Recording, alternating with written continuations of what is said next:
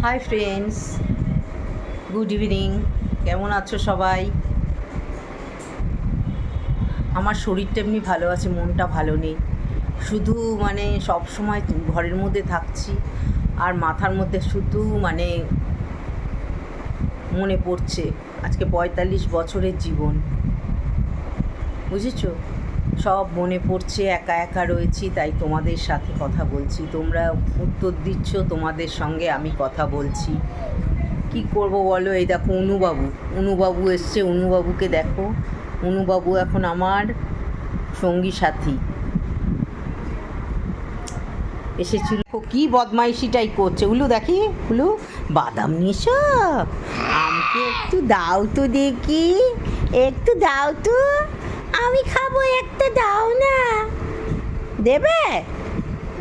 একটা দাও, আমি খাই খাই, দাও একটু।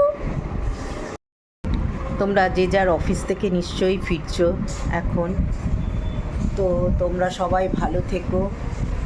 আর কি বলবো বলো, আজকে আমি সকালবেলায় উঠে দাঁত ব্রাশ করেছি। এখন খুব দৌড়াদৌড়ি করতে হচ্ছে, কারণ ডেথ সার্টিফিকেটটা তো বার করতে হবে, নাহলে তো আমি পেনশন পাবো না। যতদিন পেনশনটা বার করতে না পারছি ততদিন আমাকে দৌড়াদৌড়ি করতে হবে।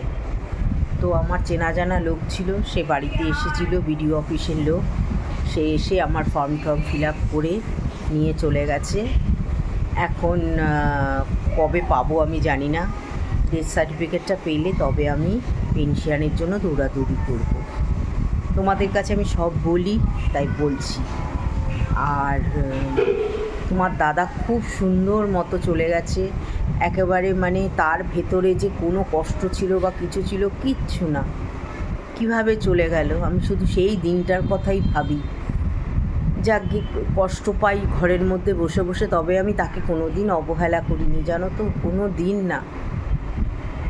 এটা আমার মনে শান্তি আছে যে তাকে আমি কোনো দিন অবহেলা করিনি। তোমরা সবাই আমার সাথে থেকো। আর সেরকম বলার কি আছে বলো? আজকে সকালবেলায় উঠেছি, উঠে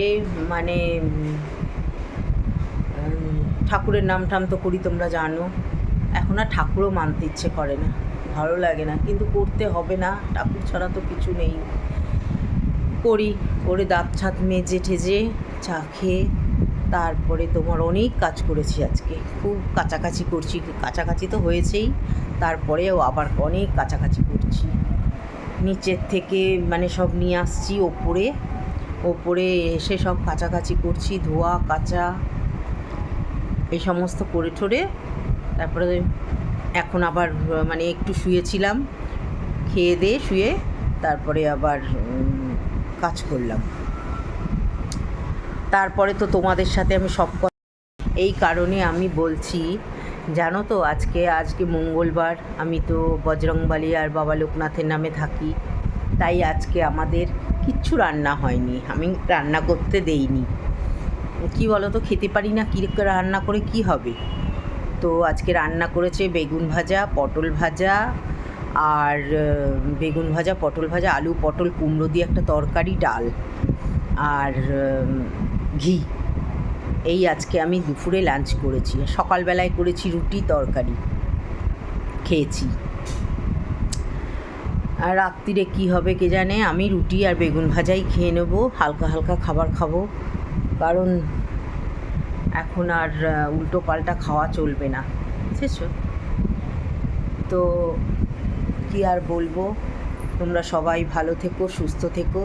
অনেক কথাই বললাম। আমার ভাইরা খুব ভালো থেকো, বোনরা ভালো থেকো, বন্ধু বান্ধবী সবাই ভালো থেকো।